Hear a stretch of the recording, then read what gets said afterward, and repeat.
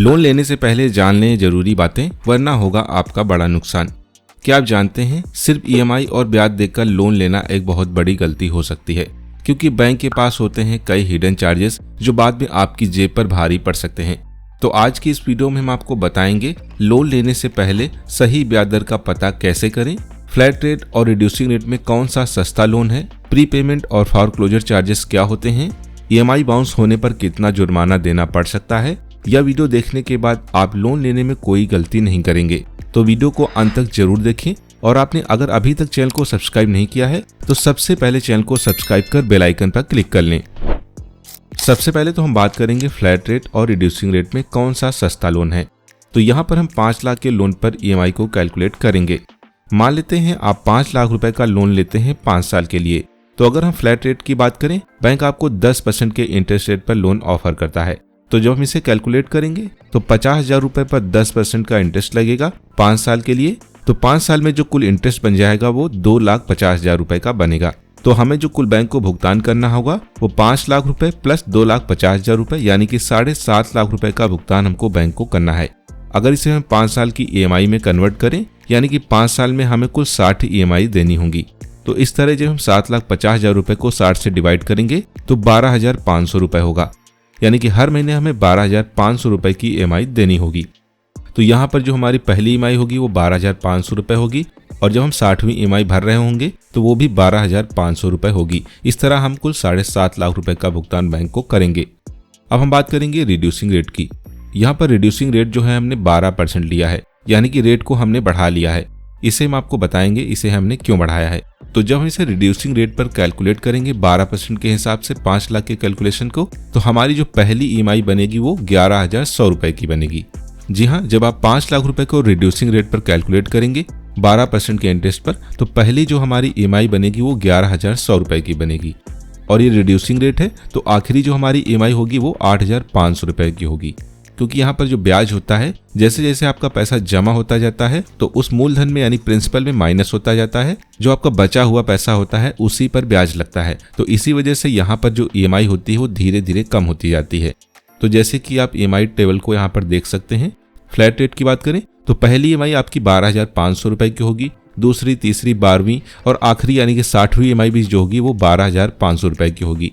वहीं reducing rate की बात करें तो यहाँ पर पहली ईएमआई जो आपकी बनेगी वो 11,100 रुपए की होगी, 12वीं ईएमआई जो होगी वो 10,500 की होगी। वहीं जब आप 60वीं ईएमआई यानी कि अंतिम ईएमआई दे रहे होंगे तो 8,500 रुपए की होगी। तो आप देख सकते हैं फ्लैट रेट पर आपको 2.5 लाख रुपए का ब्याज देना पड़ता है, जबकि रिड्यूसिंग रेट पर आपको सिर्फ 1,98,000 रुपए का ब्याज देना होगा। यहाँ पर आपको सीधे सीधे 52,000 रुपए का बेनिफिट मिलता है, यानी कि रिड्यूसिंग रेट सस्ता है और फायदेमंद है। और सबसे अच्छी बात है कि आप देख सकते हैं फ्लैट रेट पर इंटरेस्ट जो है 10% था और रिड्यूसिंग रेट पर इंटरेस्ट जो था 12% मैंने लिया था। यानी कि हमें यहाँ पर सीखना है कि फ्लैट रेट भले सस्ता हो, रिड्यूसिंग रेट भले ही महंगा हो, लेकिन हमें किसके साथ जाना है? रिड्यूसिंग रेट के साथ, क्योंकि यहाँ पर इंटरेस्ट आपका धीरे धीरे कम होता जाता है। वहीं फ्लैट रेट में आपको शुरू से लेकर आखिरी तक हर बार आपको एक ही ईएमआई पे करनी होती है, जिससे कि आपको अधिक इंटरेस्ट पे करना होता है। तो जब भी आप लोन लेने जाएं तो आपको रिड्यूसिंग रेट के साथ जाना है, भले ही वो फ्लैट रेट से थोड़ा महंगा हो, लेकिन चलेगा रिड्यूसिंग रेट, क्योंकि वहां पर आपको कम इंटरेस्ट पे करना होगा। जैसे कि आपने यहाँ पर देख भी लिया, फ्लैट रेट 10% पे आपको अधिक इंटरेस्ट देना पड़ रहा है, जबकि रिड्यूसिंग रेट 12% है, उसके बावजूद भी आपको कम इंटरेस्ट देना होगा। वही अगर हम बात करें, अगर आप लोन को जल्दी चुकाना चाहते हैं, तो अगर आप लोन क्लोजर के लिए जाते हैं, आप पूरा लोन समय से पहले चुका देते हैं, तो ऐसे में बैंक आपसे पेनाल्टी वसूल करता है। जी हाँ, एग्जाम्पल के तौर पर आपने 5 लाख का लोन लिया तो आपको इसमें 3 से 4% तक की पेनाल्टी देनी पड़ सकती है। तो 5 लाख का 3% होगा 15,000 रुपए। यानी कि अगर आप समय से पहले अपने लोन को चुकाना चाहते हैं तो आप ऐसा कर सकते हैं, लेकिन आपको उसमें 3% यानी कि 15,000 रुपए अधिक पे करना होगा। हालांकि होम लोन में फॉरक्लोजर चार्जेस कम होते हैं या फिर शून्य भी होते हैं। पर्सनल लोन और बिजनेस लोन में ये चार्जेस ज्यादा होते हैं। तो आप समझ गए होंगे फॉरक्लोजर चार्जेस क्या होते हैं। तो जब भी आप लोन लें तो बैंक से इसके बारे में जरूर डिस्कस कर लें, क्योंकि आप चाहेंगे कि जल्द से जल्द इस लोन को क्लोज किया जाए। प्री पेमेंट चार्जेस की बात करें, अगर आप ईएमआई के अलावा कुछ अतिरिक्त भुगतान करना चाहते हैं, यानी कि अपने लोन को जल्दी चुकाना चाहते हैं, तो ऐसे में भी बैंक आप पर चार्जेस लगाता है। एग्जाम्पल के तौर पर आपके पास 50,000 रुपए हैं और आप उसे जमा करना चाहते हैं ताकि लोन जल्दी से खत्म हो, तो इस पर आपको प्री पेमेंट चार्ज देना होगा, जैसे कि 2% पर कैलकुलेट करें, यानी कि आपको 1000 रुपए एक्स्ट्रा पे करने होंगे। ये चार्जेस बैंक इसलिए लेता है ताकि उसका नुकसान ना हो, क्योंकि जब आप बैंक से लोन लेते हैं उस पर जो इंटरेस्ट बनता है उससे बैंक की कमाई होती है, लेकिन अगर आप समय से पहले अपने कर्ज को चुका देंगे तो बैंक को फायदा कम होता है, इसीलिए वो चार्जेस लगाते हैं जिससे कि उन्हें थोड़ा बहुत बेनिफिट हो सके। इससे बचने की बात करें तो ऐसे लोन चुनें जहां फोरक्लोजर और प्री पेमेंट के चार्जेस ना हो। हालांकि होम लोन में अधिकतर यह चार्ज नहीं लगता है। वहीं अगर हम बात करें क्या ब्याज दर में मोल भाव किया जा सकता है, तो आपको बता दें, अगर आपका सिबिल स्कोर 750 से ऊपर है तो आप इंटरेस्ट पर नेगोशिएट कर सकते हैं। आप बैंक से कम ब्याज दर पर लोन की मांग कर सकते हैं। ध्यान दें, सरकारी कर्मचारियों को स्पेशल ऑफर मिल सकता है। वहीं सैलरीड क्लास के जो लोग हैं उनको कम ब्याज दर पर भी लोन मिल जाता है। अलग अलग बैंकों की तुलना करें और सबसे अच्छा और सस्ता लोन जहां पर आपको मिले वहीं से आप लोन प्राप्त करें।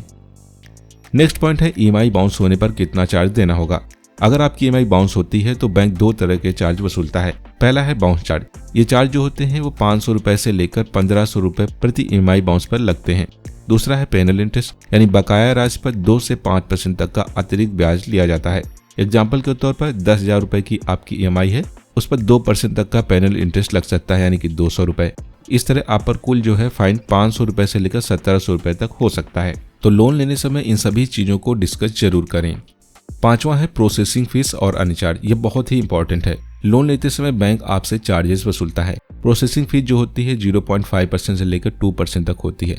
5 लाख के लोन पर आपको 5 से 10,000 रुपए तक का प्रोसेसिंग चार्ज देना पड़ सकता है। डॉक्यूमेंटेशन चार्जेस की बात करें तो 500 से 2,000 रुपए तक हो सकते हैं। स्टाम्प ड्यूटी राज्य के अनुसार अलग अलग होती है। तो लोन लेने से पहले सभी चार्जेस की पूरी तरह से जानकारी ले लें। कभी कभी बैंक जो है ऑफर करते हैं जहां पर आपको प्रोसेसिंग चार्ज नहीं भी देना पड़ता है। तो लोन लेने से पहले हमें सबसे पहले देखना है कि हमें रिड्यूसिंग रेट के साथ जाना है। फ्लैट रेट में हो सकता है इंटरेस्ट थोड़ा कम लगे, लेकिन आपको रिड्यूसिंग रेट के साथ जाना है। फोरक्लोजर और प्रीपेमेंट चार्जेस से बचने के लिए बैंक की पॉलिसी को जरूर चेक करें और ईएमआई समय पर भरें, वरना आपको काफी जुर्माना देना पड़ सकता है।